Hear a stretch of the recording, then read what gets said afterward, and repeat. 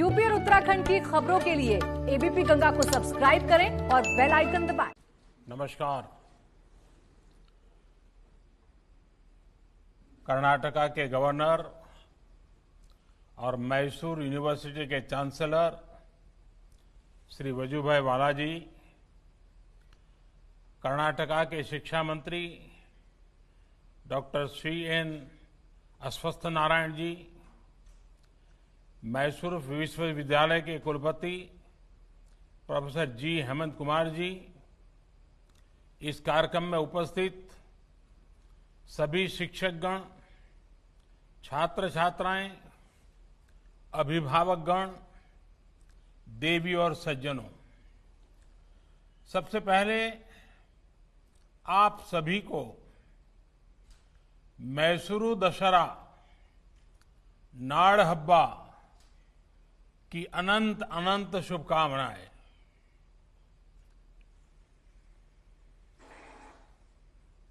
कुछ समय पहले मैं तस्वीरें देख रहा था कि इस बार कोरोना के खतरे के कारण भले ही अनेक बंदिशें हो, लेकिन उत्सव की उमंग पहले जितनी ही है।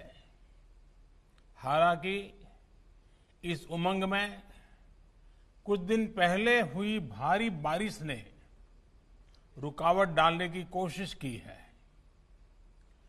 सभी प्रभावित परिवारों के प्रति मेरी संवेदनाएं हैं। केंद्र सरकार और कर्नाटका सरकार मिलकर राहत की हर संभव कोशिश कर रही है। साथियों, आज आपके लिए बहुत ही बड़ा दिन है। वैसे तो मेरा प्रयास रहता है कि ऐसे अवसरों पर अपने यंग फ्रेंड्स के उनसे आमने सामने फेस टू फेस मुलाकात कर सकूं और मैसूरू आने वाले मैसूर यूनिवर्सिटी के गौरवशाली विरासत 100वें दीक्षांत समारोह का हिस्सा बनने की तो बात मैं समझता हूं कुछ और ही होती, लेकिन इस बार कोरोना के कारण हम रियली नहीं, वर्चुअली जुड़ रहे हैं। ಘಟಿಕೋತ್ಸವದ ಈ ಸ್ಮರಣೀಯ ಸಮಾರಂಭದ ಸಂದರ್ಭದಲ್ಲಿ ನಿಮಗೆಲ್ಲರಿಗೂ ಅಭಿನಂದನೆಗಳು. ಇದು ಪದವಿ ಪ್ರಮಾಣ ಪತ್ರ ಪಡೆಯುತ್ತಿರುವ ಎಲ್ಲರಿಗೂ ಶುಭಾಶಯಗಳು. ಬೋಧಕ ಸಿಬ್ಬಂದಿಗೂ ಶುಭಾಶಯಗಳನ್ನು ಕೋರುತ್ತೇನೆ. साथियों, मैसूर यूनिवर्सिटी प्राचीन भारत की समृद्ध शिक्षा व्यवस्था और भविष्य के भारत के एस्पिरेशंस और कैपेबिलिटीज का एक प्रमुख केंद्र है। इस यूनिवर्सिटी ने राजर्षि नालवाड़ी कृष्णराज वडेयार और एम विश्वेश्वरैया जी के विजन और संकल्पों को साकार किया है। मेरे लिए सुखद संयोग है कि आज से ठीक 102 साल पहले आज के ही दिन राजर्षि नालवाड़ी कृष्णराज वडेयार ने मैसूर यूनिवर्सिटी के पहले कॉन्वोकेशन को संबोधित किया था। तब से लेकर आज तक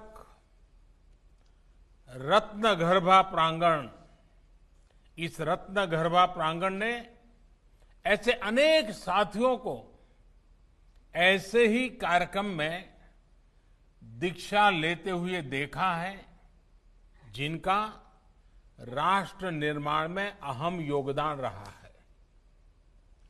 भारत रत्न डॉक्टर सर्वपल्ली राधाकृष्णन जी जैसे अनेक महान व्यक्तित्वों ने इस शिक्षा संस्थान में अनेकों विद्यार्थियों को नई प्रेरणा दी है।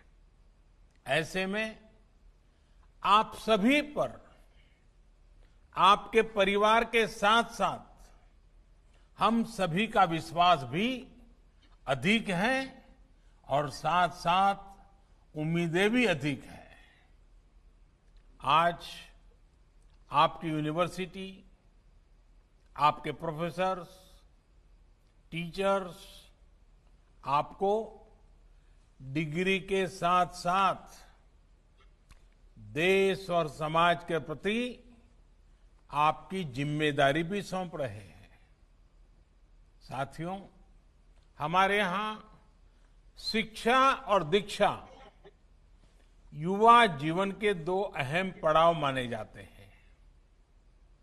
ये हजारों वर्षों से हमारे यहां एक परंपरा रही है। जब हम दीक्षा की बात करते हैं तो ये सिर्फ डिग्री प्राप्त करने का ही अवसर नहीं है। आज का ये दिन जीवन के अगले पड़ाव के लिए नए संकल्प लेने की प्रेरणा देता है। अब आप एक फॉर्मल यूनिवर्सिटी कैंपस से निकलकर रियल लाइफ यूनिवर्सिटी के विराट कैंपस में जा रहे हैं। एक ऐसा कैंपस होगा जहां जो नॉलेज आपने हासिल की है उसकी एप्लीकेबिलिटी काम आएगी। साथियों, महान कन्नड़ लेखक और विचारक गोरूरु रामस्वामी अयंगर जी ने कहा है, शिक्षणवे जीवनद वेलकु, यानी एजुकेशन जीवन के मुश्किल रास्तों में रोशनी दिखाने वाला माध्यम है। आज हमारा देश जब परिवर्तन के एक बड़े दौर से गुजर रहा है, तब उनकी ये बात बहुत ज्यादा प्रासंगिक है। बीते 5-6 साल ये निरंतर प्रयास हुआ है कि हमारी शिक्षा, भारत का एजुकेशन सिस्टम छात्रों को 21वीं सदी की आवश्यकताओं के बीच आगे बढ़ने में भी और मदद करें। विशेष तौर पर हायर एजुकेशन में इंफ्रास्ट्रक्चर के निर्माण से लेकर स्ट्रक्चरल रिफॉर्म्स पर बहुत ज्यादा फोकस किया गया है। भारत को हायर एजुकेशन का ग्लोबल हब बनाने के लिए हमारे युवाओं को कॉम्पिटिटिव बनाने के लिए क्वालिटेटिव और क्वांटिटेटिव हर स्तर पर कोशिश की जा रही है। साथियों, आजादी के इतने वर्षों के बाद भी साल 2014 से पहले तक देश में 16 आईआईटीज थी। बीते 6 साल में औसतन हर साल एक नई आईआईटी खोली गई है। इसमें एक कर्नाटका के धारवाड़ में भी खुली है। 2014 तक भारत में 9 ट्रिपल आईटीज थी।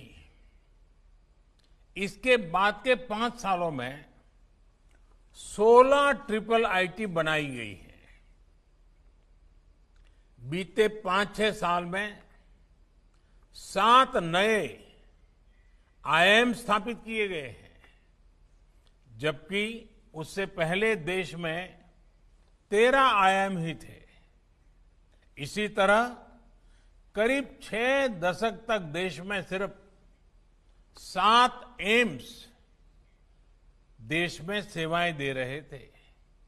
साल 2014 के बाद इससे 2 गुने यानी 15 एम्स देश में या तो स्थापित हो चुके हैं या फिर शुरू होने की प्रक्रिया में है।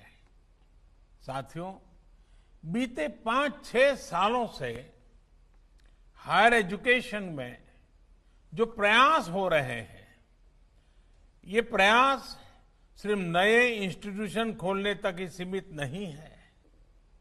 इन संस्थाओं में गवर्नेंस में रिफॉर्म से लेकर जेंडर और सोशल पार्टिसिपेशन सुनिश्चित करने के लिए भी काम किया गया है। ऐसे संस्थानों को ज्यादा ऑटोनॉमी दी जा रही है ताकि वो अपनी जरूरत के मुताबिक फैसले ले सकें। पहले आईआईएम एक्ट के उसके तहत देश भर के आईआईएम्स को ज्यादा अधिकार दिए गए। मेडिकल एजुकेशन में भी ट्रांसपेरेंसी की बहुत कमी थी। इसे दूर करने पर भी जोर दिया गया। आज देश में मेडिकल एजुकेशन में पारदर्शिता लाने के लिए नेशनल मेडिकल कमीशन बनाया जा चुका है। होम्योपैथी और दूसरी भारतीय चिकित्सा पद्धतियों की पढ़ाई में रिफॉर्म्स के लिए भी 2 नए कानून बनाए जा रहे हैं। मेडिकल एजुकेशन में हो रहे रिफॉर्म से देश के युवाओं को मेडिकल की पढ़ाई के लिए ज्यादा सीटें मिलनी सुनिश्चित हो रही है। साथियों, राजर्षि नालवाड़ी कृष्णराज वडियार जी, उन्होंने अपने पहले कॉन्वोकेशन संबोधन में कहा था, अच्छा होता मैं अपने सामने एक नहीं 10 लेडी ग्रेजुएट्स देख पाता। मैं अपने सामने आज अनेक बेटियों को देख रहा हूं जिन्हें आज डिग्रियां मिल रही हैं। मुझे बताया गया है कि आज यहां डिग्री लेने वाले विद्यार्थियों में बेटियों की संख्या बेटों से ज्यादा है। ये बदलते हुए भारत की एक और पहचान है। आज शिक्षा के हर स्तर पर देश में बेटियों का ग्रॉस एनरोलमेंट रेशियो बेटों से ज्यादा है। हायर एजुकेशन में भी इनोवेशन और टेक्नोलॉजी से जुड़ी पढ़ाई में भी बेटियों की भागीदारी बढ़ी है। 4 साल पहले देश की आईआईटी में बेटियों का एनरोलमेंट जहां सिर्फ 8% था, वो इस वर्ष बढ़कर 2 गुने से भी ज्यादा यानी 20% तक पहुंच चुका है। साथियों, एजुकेशन सेक्टर में ये जितने भी रिफॉर्म्स हुए हैं, उनको नई नेशनल एजुकेशन पॉलिसी नई दिशा, नई मजबूती देने वाली है। National education policy pre nursery से लेकर पीएचडी तक देश के पूरे एजुकेशन सेटअप में फंडामेंटल चेंजेस लाने वाला एक बहुत बड़ा अभियान है। हमारे देश के सामर्थ्यवान युवाओं को और ज्यादा कॉम्पिटिटिव बनाने के लिए मल्टी डायमेंशनल अप्रोच पर फोकस किया जा रहा है। कोशिश ये है कि हमारे युवा तेजी से बदलते नेचर ऑफ जॉब्स के लिए फ्लेक्सिबल हो, एडॉप्टेबल हो। स्किलिंग, रीस्किलिंग और अपस्किलिंग आज की सबसे बड़ी जरूरत है। नेशनल एजुकेशन पॉलिसी में इसका भी बहुत ध्यान दिया गया है। साथियों, मुझे खुशी है कि मैसूरू यूनिवर्सिटी ने इस पॉलिसी को लागू करने के लिए प्रतिबद्धता दिखाई है, तेजी दिखाई है। मुझे लगता है कि एनईपी के आधार पर आप मल्टी डिसिप्लिन प्रोग्राम शुरू कर रहे हैं। अब जहां तक आपके सपनों और सामर्थ्य का विस्तार हो, उसके मुताबिक आप विषयों का चयन कर सकते हैं। इसमें आप ग्लोबल टेक्नोलॉजी और लोकल कल्चर साथ साथ पढ़ सकते हैं। उस टेक्नोलॉजी का इस्तेमाल आप लोकल चीजों को बढ़ाने में कर सकते हैं। साथियों, हमारे देश में ये जो चौतरफा रिफॉर्म्स हो रहे हैं, उतने पहले कभी नहीं हुए। पहले कुछ फैसले होते भी थे तो वो किसी एक सेक्टर में होते थे और दूसरे सेक्टर छूट जाते थे। बीते 6 सालों में मल्टीपल रिफॉर्म्स हुए हैं, मल्टीपल सेक्टर्स में रिफॉर्म हुए हैं। अगर एनईपी देश के एजुकेशन सेक्टर का फ्यूचर सुनिश्चित कर रही है, तो ये आप जैसे युवा साथियों को भी एम्पावर कर रही है। अगर खेती से जुड़े रिफॉर्म्स किसानों को सशक्त कर रहे हैं, तो लेबर रिफॉर्म्स लेबर और इंडस्ट्री दोनों को ग्रोथ, सिक्योरिटी और ट्रस्ट दे रहे हैं। डायरेक्ट बेनिफिट ट्रांसफर, इससे हमारा जहां हमारे पब्लिक डिस्ट्रीब्यूशन सिस्टम में सुधार आया है, तो वहीं रेरा से हमारे होम बायर्स को सुरक्षा मिली है। देश को टैक्स के जाल से मुक्ति दिलाने के लिए अगर जीएसटी लाया गया, तो टैक्स पेयर को परेशानी से बचाने के लिए फेसलेस असेसमेंट की सुविधा हाल ही में शुरू की गई है।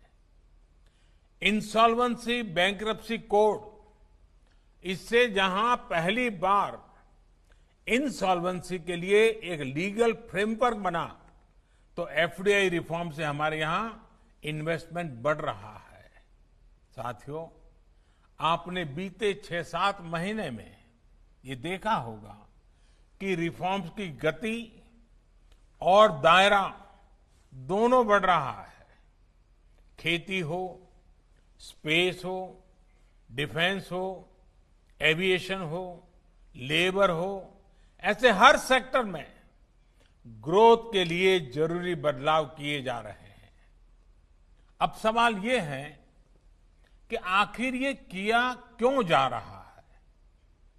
ये आप जैसे करोड़ों युवाओं के लिए ही किया जा रहा है। इस दशक को भारत का दशक बनाने के लिए किया जा रहा है। ये दशक भारत का तभी होगा जब हम आज अपनी फाउंडेशन को मजबूत रखेंगे। युवा भारत के जीवन में ये दशक बहुत बड़ा मौका लेकर आया है।